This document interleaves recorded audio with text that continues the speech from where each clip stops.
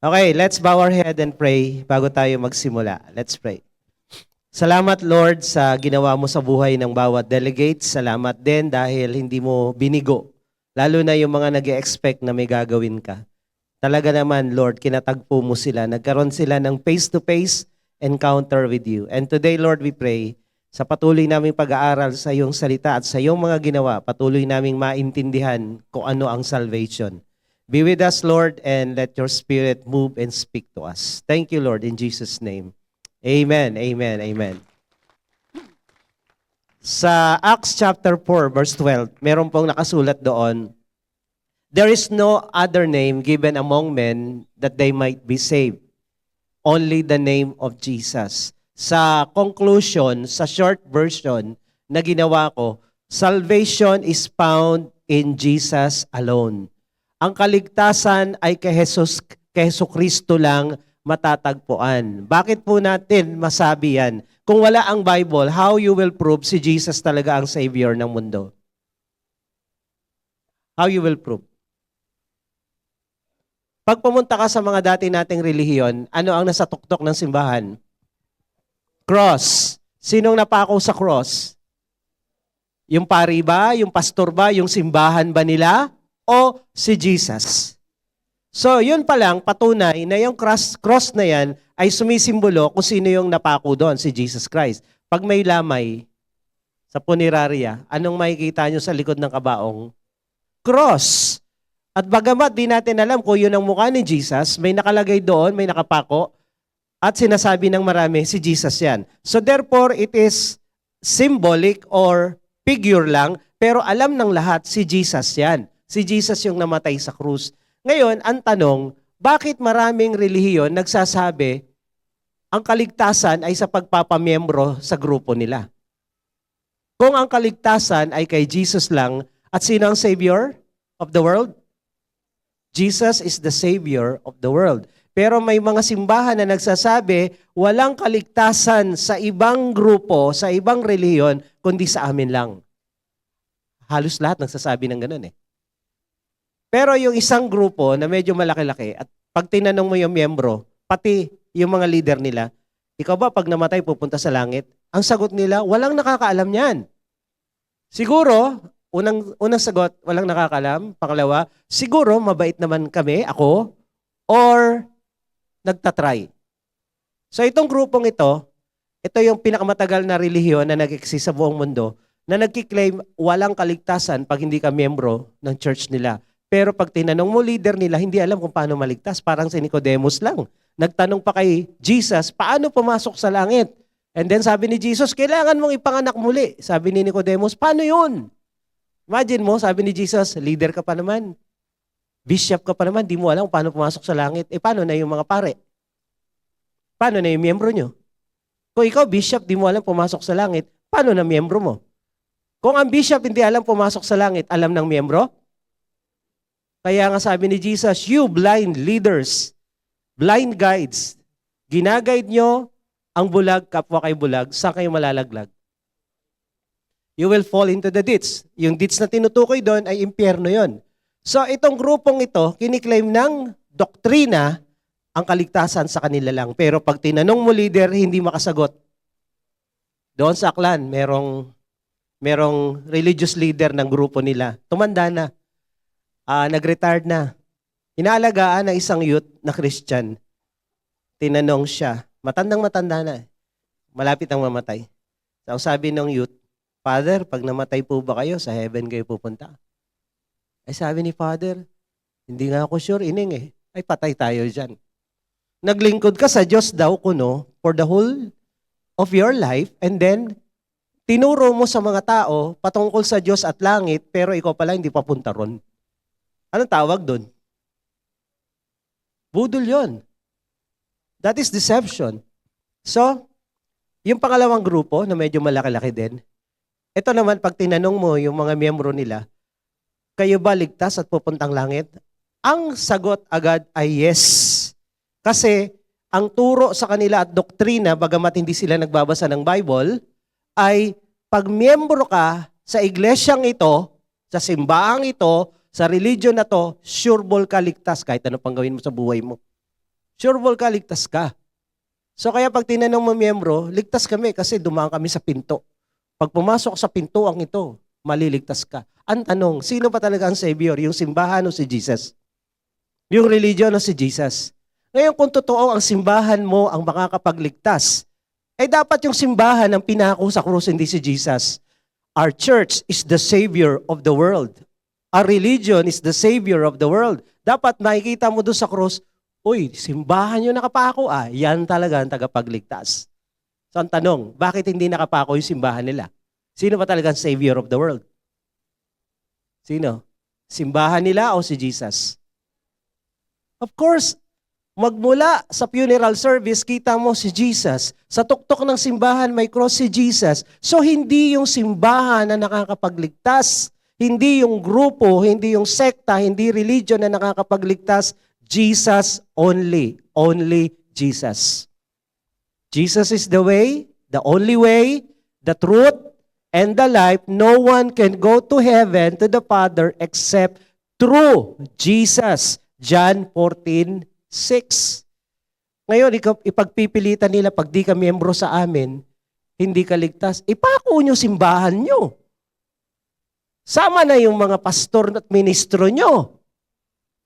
Di ang daming cross nun. Di ba? Kalokohan yan.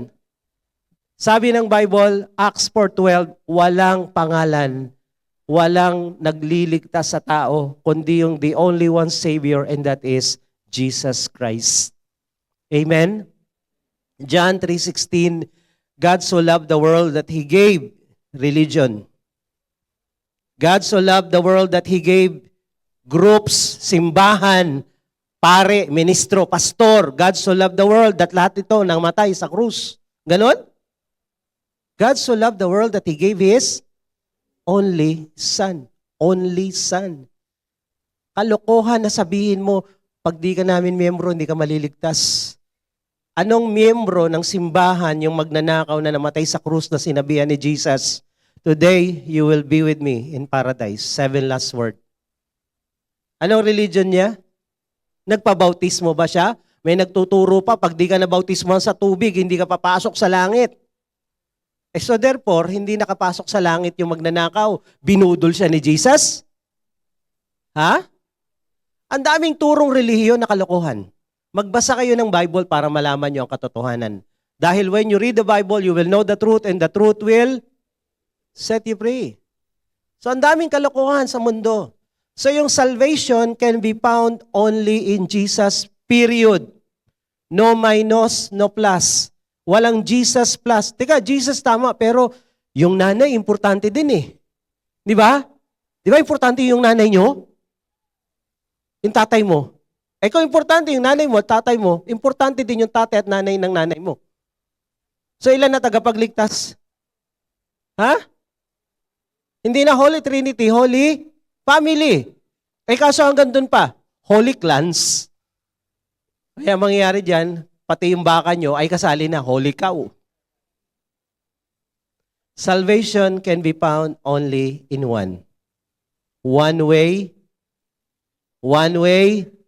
Jesus. Walang two way sa langit. One way, only Jesus.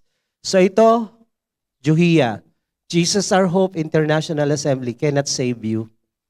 Hindi kayo maliligtas dito sa pag-attend. Dahil hindi naman kami ang Savior. Hindi itong grupong to ang Savior, si Jesus ang Savior.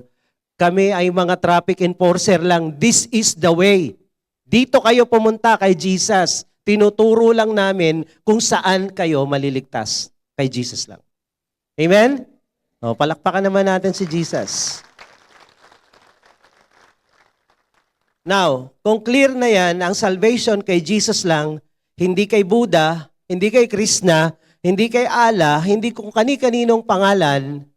So, ano ngayon ang salvation?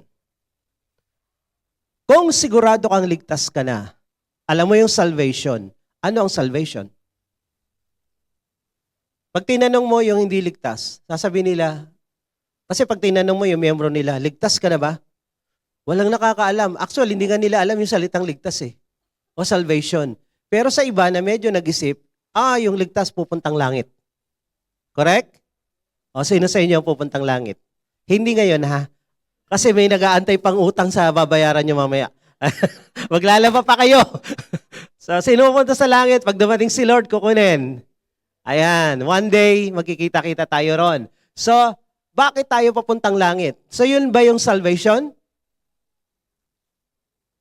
Yung pagpasok mo sa langit ay salvation. May nagsasabi din na Christian ha, pag tinanggap mo si Jesus, John 3:16, you will have eternal life. Pagpasok mo sa langit, may eternal life ka. Teka lang, parang may mga mali sa mga turong ito. So, titingnan natin ano ang complete meaning of salvation. Papasadahan natin na mabilis. Kung saan tayo magtapos, itutuloy natin next week. Okay. Yung meaning ng save o ligtas. Sabi sa John 3:16, gayon na lamang ang pag-ibig ng Diyos sa sanlibutan, ibinigay niya ang kanyang nag-iisang bugtong na anak, His only Son, that whoever believes in Him, ang maniwala kay Jesus, should not perish sa hell, sa impyerno. So tama pala na hindi tayo pupuntang impyerno, but have eternal life. Yung soul life ng Diyos. At sabi dito, for God did not send His Son into the world to condemn the world. Hindi pinadala ng Diyos ang kanyang anak para ipahiya o hamakin ang mundo, parusahan ang mundo. Kundi, sabi dito, but in order that the world might be saved through Him. Yung word na save sa Greek ay zoezo. Ito yung meaning nito. And then, ang kahulugan nito, pag binasa mo yung Bible na original sa Greek, ang kahulugan nitong save na to is to heal, to cure, preserve, ingatan, keep safe, ingatan ulit, sound, ibig sabihin maayos, hindi yung may naririnig sa tenga, sound lang, rescue from danger, ililigtas ka sa panganib at kasiraan, deliver, protect, do well, be make whole. So ano ibig sabihin? Yung word na save is save from physical death by healing and from spiritual death by forgiving sin and its effects. So ano yung resulta ng kasalanan, yung mga ginawa sa retreat? Inisa-isa yon. May mga effects yon, tinanggal yung effects, yung ginawa namin na gagawin nyo rin pag umaten kayo. To give new life and to cause to have a new heart. So ngayon, ang save ba ay pagpasok lang sa langit? Pagkaligtas lang sa impyerno? Ilang beses na kayong muntik mamatay pero buhay pa kayo ngayon? Sabi ni Bamboo, ang hindi nila alam, may Diyos. May Diyos ako. Di ba? Sino dito yung ilang ulit ng muntik may mangyari sa kanila pero hindi natuloy? Taas ang kamay. O di ba? Ang tawag doon, save. Yung nalulunod ka, muntik ka malunod, naligtas ka pa. Save. Di ba? Yung maaksidente ka na lang, biglang may humarang o may tumulong sa'yo, na-save ka. So minsan, yung mga taong yon ginamit lang ni Lord para ka ma-save, pero si Lord pa rin talaga ang dulo nun. Naalala niyo yung karpentero na nagdalagay ng bubong? Pako siya ng pako sa bubong. And then, syempre, yung mga lumang bubong, padulas eh. Kaya maganda yung mga model ngayon, flat eh. No? Ito, padulas. So nalaglag siya, dumulas. Nagpray siya, Lord, iligtas mo ko. Pabagsak na siya eh. And then, matapos siyang magpray, yung senturera niya, sumabit dun sa pako. So ang sabi niya, salamat sa pako.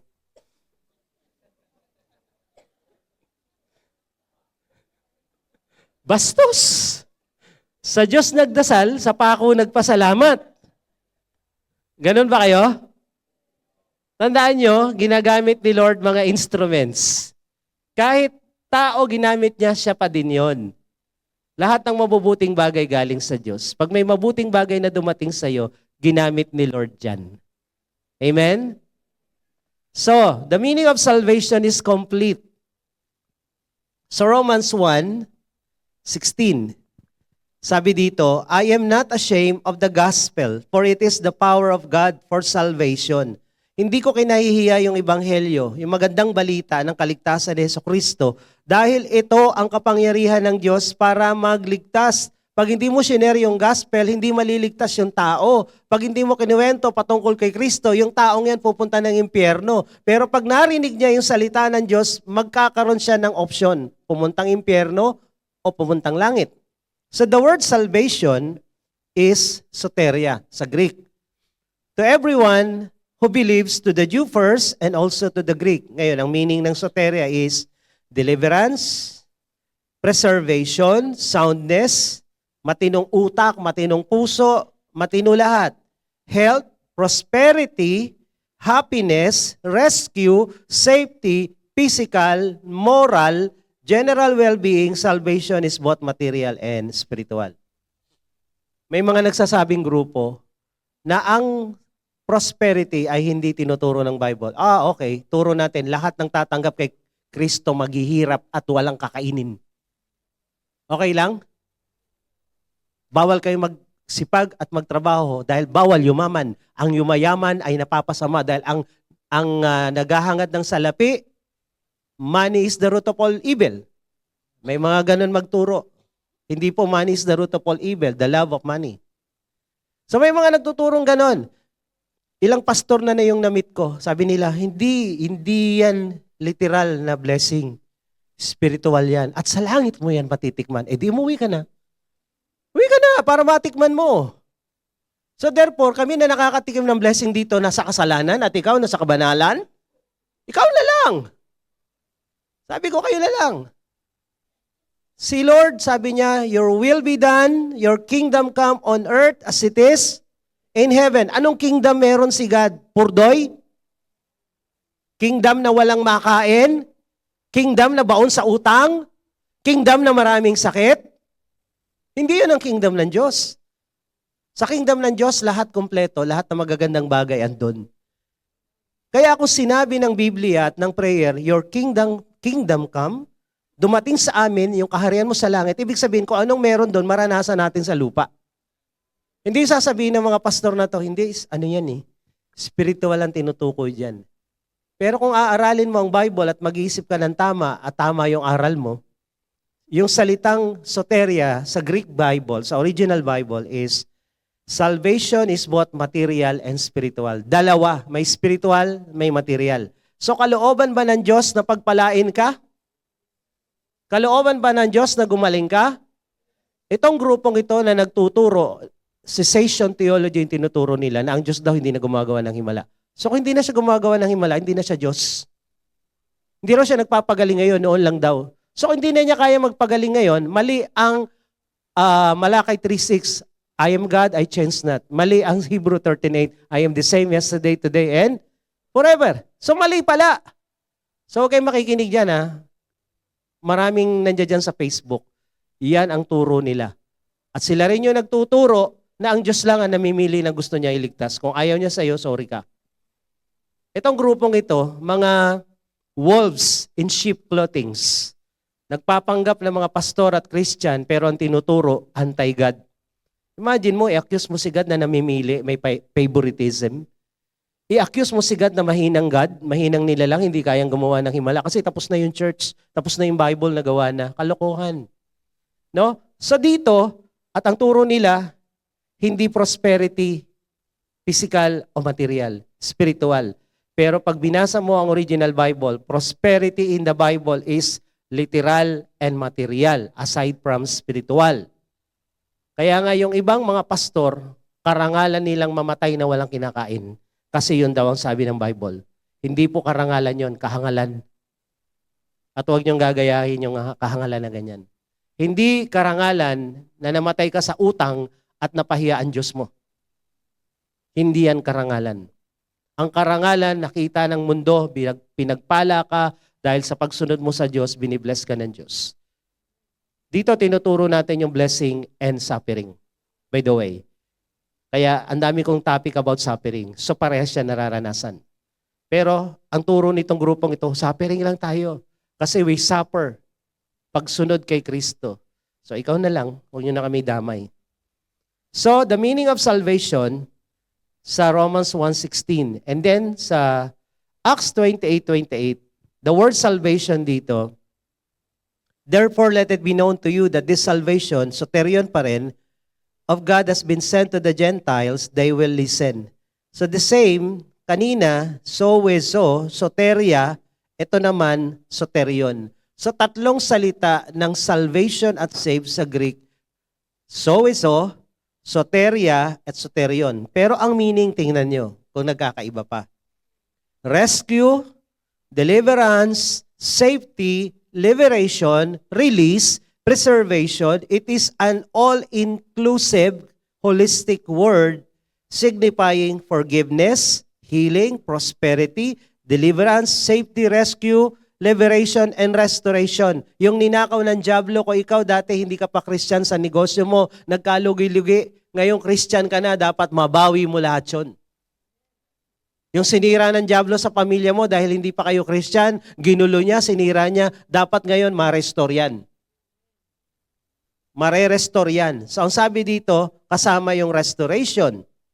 And then, healing, prosperity, deliverance, safety, rescue, liberation, and restoration. So Christ's salvation is total in scope, spirit, soul, and body. So yung word na salvation o kaligtasan, lahat ng problema ng tao na solusyonan. Hindi lang pagpasok sa langit, pati habang nandito ka sa lupa. Amen. Kanina, sa communion, sinasabi natin, yung latay ni Jesus, by His stripes we are healed. So, physical. So ngayon, tingnan natin kung saan tayo aabot pa dito sa oras natin.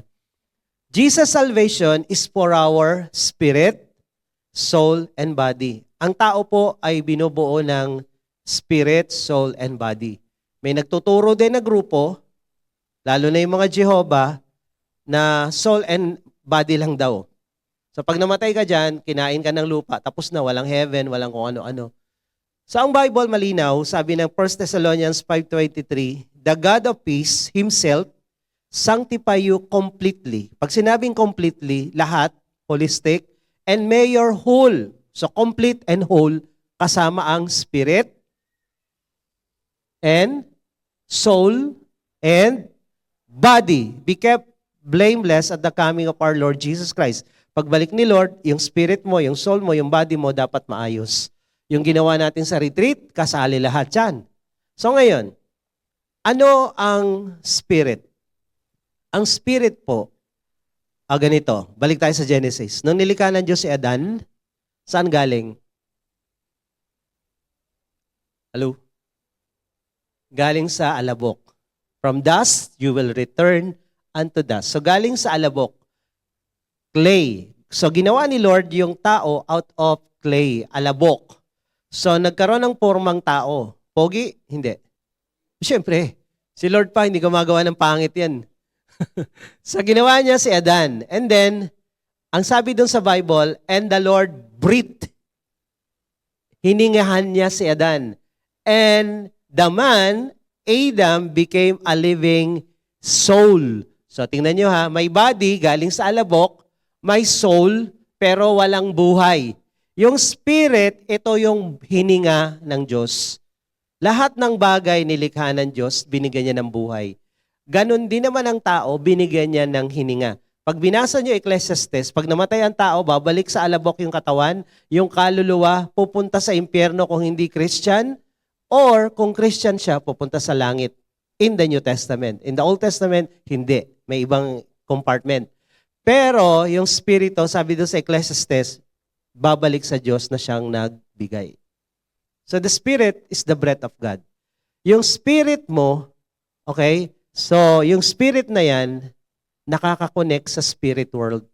Yung isang tao na hindi Kristiyano, nagdadasal, pero hindi sa Diyos napupunta yung dasal. Saan napupunta? Sa demonyo. Kasi nakatira ka sa kingdom of darkness. Kailan ka lang nalipat sa kingdom of God? Nung tinanggap mo yung anak ng Diyos, si Jesus. So, translated from the kingdom of darkness into light. Pero kung hindi ka pa Christian, lahat ng prayer mo dito sa diablo na pupunta. Kaya ang sabi na iba, bakit sila nabibless? Ang sama ng ginagawa. Bakit? Si Satanas ba hindi niya kayang mag-bless? Kaya hindi. Kapalit nun, impyerno. Kaya nung tinukso ni Satanas si Jesus, sabi ni Satan, Jesus, tingnan mo, lahat ng kayamanan ng mundong yan, ibibigay ko sa iyo. Sambahin mo lang ako. So kaya niyang ibigay. Kaya yung mayayaman na kilala nyo ng mga walang hiya, malimaleta ang pera, impyerno pupunta yung mga yan sa pinakamalalim pa. Huwag kayong gumaya. Okay? Masaya sila ngayon. Enjoy now, suffer later. Tayo, minsan may suffering now, pero we will enjoy later. So ngayon, yung spirit, babalik sa Diyos pag namatay tayo. Yung katawan, babalik sa lupa. Yung soul, langit o impyerno. So yung spirito, ang nakakakonect sa spirit world. Ngayon, ano naman yung soul? Yung soul natin, ikaw yon. Ikaw yung tunay na tao, yung soul. Sabi ng Bible, what shall a man profit if he gain the whole world but lose his own soul in hell? So yung soul, ikaw yon. Nakakaramdam, yung feeling, emotion, intellect, ikaw yon. Kaya nga ang pinahihirapan sa impyerno, hindi yung spirit, hindi yung body, yung soul. Dahil yung soul ang nakakaramdam at nakakapag-isip. Ano nangyari sa katawan? Wala, nabulok. Pero yung soul, eternal yan, hindi yan namamatay. Parurusahan yan sa impyerno non-stop. Kung langit naman, mag-i-enjoy sa piling ng Diyos non-stop. So ngayon, spirit, soul, and body. Iyan ang kinamatayan ni Kristo sa krus. So ito po yung benefits ng salvation. For our spirit, binigyan ni Lord ng forgiveness of sin. Ang kasalanan po ay spiritual na bagay. Hindi yan physical. Hindi yan emotional or anything. Pero yung effect ng sin ay damay lahat. So, when Jesus died on the cross, pinatawad niya ang kasalanan ng buong mundo. Buong mundo. The problem is, lahat ba napatawad? Lahat ba nakatanggap? Merong isang barbero na napakagaling maggupit, kilala sa isang lugar nila. And then, meron ding isang evangelist, nagsishare ng gospel na kilala rin, at nagtagpo yung dalawa. Nagpagupit yung nagsishare ng gospel, yung evangelist, sa barberong magaling. Sabi ng barbero, di ba ang galing ng Diyos mo? Yung Jesus mo. Sabi niyo, magaling yan at nililigtas niya ang lahat? Sabi ng barbero, no? So bakit, sabi ng barbero doon sa evangelist, bakit yung mga yan sa labas hindi maligtas-ligtas kung magaling ang Diyos mo? Sumagot din yung evangelist at sabi niya sa barbero, di ba ikaw ang pinakamagaling na barbero dito sa lugar na to? Oo naman. Hanga silang lahat sa akin. Eh bakit yung mga tambay na yan at yung mga buhok na yan na naglulutangan parang may mga kuto, eh ganyan itsura ng mga buhok ang papangit? Sumagot yung barbero, eh ayaw nilang lumapit sa akin at magpagupit eh.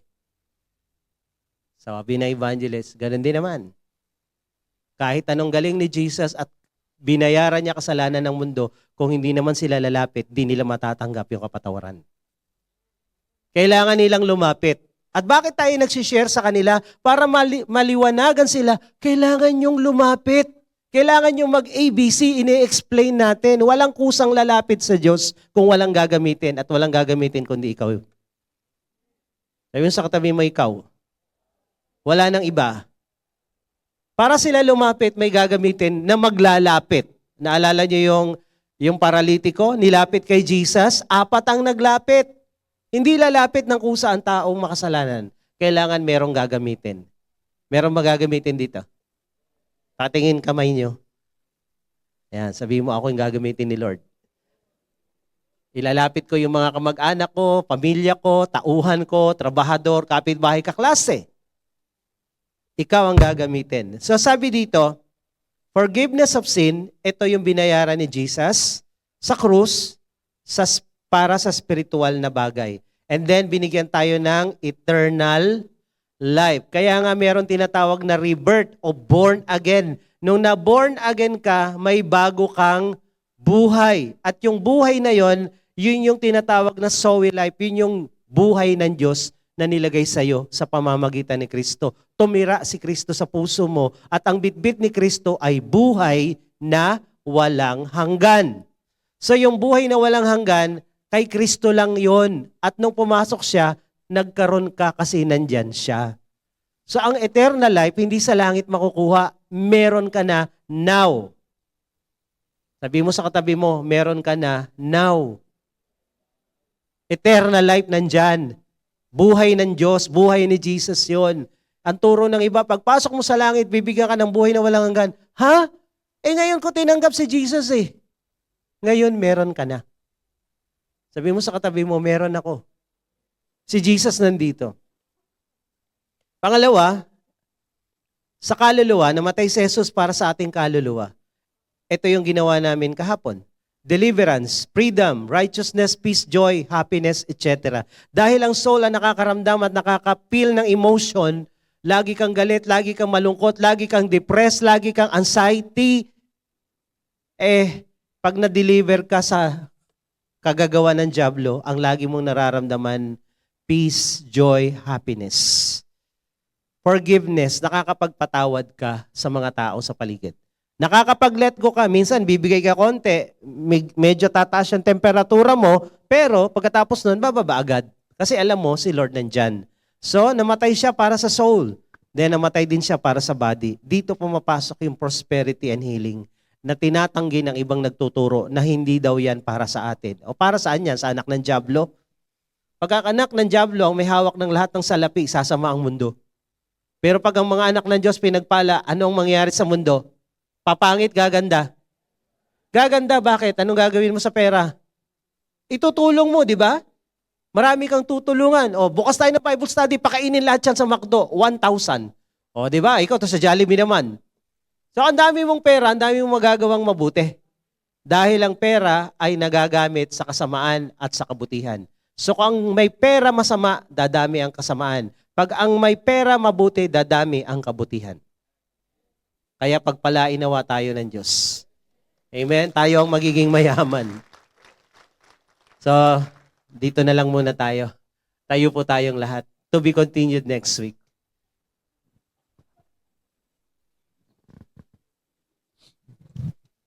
Sino po sa inyo yung ngayon lang naka-attend dito? Pakitaas po ang inyong kamay at wagayway. Okay, welcome po dito sa Jesus Our Hope. So, tapos na po tayo. Pwede po ba kayong pumunta dito? Tayo kayo dito at harap sa akin. Pagpipray ko lang kayo sa ating pagtatapos. We want to bless you. Kung may mga kasama, mag-invite, samahan niyo po sila. Kung wala naman yung mga usher natin dyan, ay samahan niyo sila. Sige, harap kayo sa akin. Harap kayo sa akin. Tayo kayo dito. Welcome po. Kagaya ng sinabi ko kanina, hindi itong grupo namin ang magliligtas sa inyo. Kahit pa umaten kayo ng 10 taon o 10 dekada rito, di kayo papasok sa langit. Until tanggapin nyo si Jesus Christ sa puso nyo bilang Panginoon, bilang tagapagligtas ng buhay nyo. Walang namatay sa krus na pastor. Walang namatay sa krus na pare, walang namatay sa krus na ministro, walang namatay sa krus na relihiyon, si Jesus lang. At yung salvation na binigay niya doon sa krus para sa lahat ng kailangan ng bawat tao. Lahat ng problema nyo, may solusyon sa krus ni Jesus. Gusto nyo bang matanggap? Kagaya ng kwentuhan ng barbero at ng evangelist, bakit di nagbabago buhay ng mga yan? Bakit yung buhok niyan hindi umaayos? Ayaw lumapit ngayon, iniimbitahan kayong lumapit kay Jesus. Huwag nyo nang palagpasin itong moment na to. Sabi ng John 3:16, balikan natin, gayon na lamang ang pag-ibig ng Diyos sa sanlibutan. Ibinigay niya ang nag-iisang anak niya sa Jesucristo, namatay sa krus at sino mang manampalataya, maliligtas. Ngayon, sabi ng John 1:12, kung binigay si Jesus, ang sino mang tumanggap sa Kanya, bibigyan ng karapatang maging mga anak ng Diyos. At ang kayamanan ng langit, lahat ng meron ng Diyos para lang sa mga anak. Ang nagiging anak lang yung tumanggap kay Jesus, nag-iisang anak niya. Gusto niyo tanggapin? Gusto niyo mapagpala? Gusto niyo makapasok sa langit?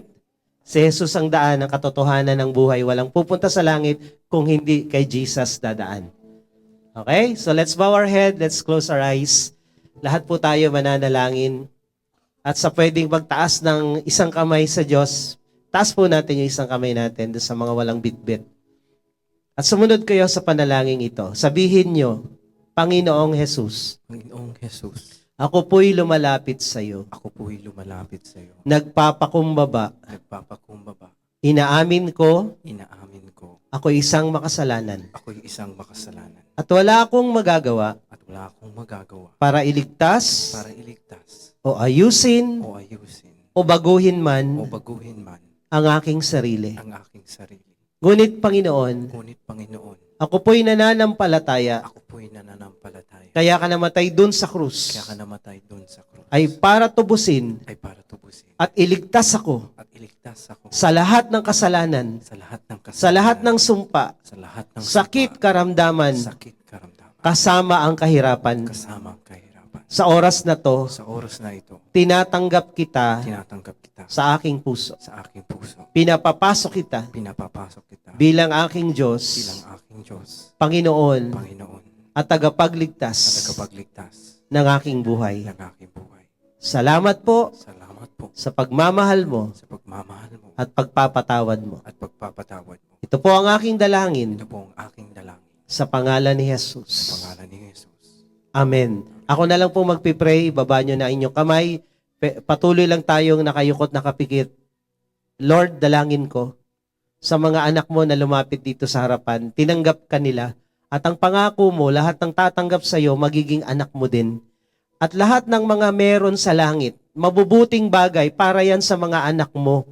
Lord, tagapagmana mo kami. Kaya ang dalangin ko, anuman ang kakulangan dito sa lupa, anuman ang problemang bitbit nila ngayon, maghimala ka sa kanila. Katagpuin mo sila to the point of their needs. Kung ano yung kailangan nila, financial, emotional, Lord, relational problem, Lord, solusyonan mo at maghimala ka sa kanila. At sa lahat ng nandirito, Panginoon, hayaan mo, as we celebrate, Lord, itong Lenten season na to, lalo na yung Resurrection Sunday na to, Panginoon, makita namin yung kapangyarihan mo sa buhay namin. Maranasan namin ang kabutihan mo. Yung salvation na inaral namin kanina, na holistic, lahat ng pangangailangan, bayad sa krus.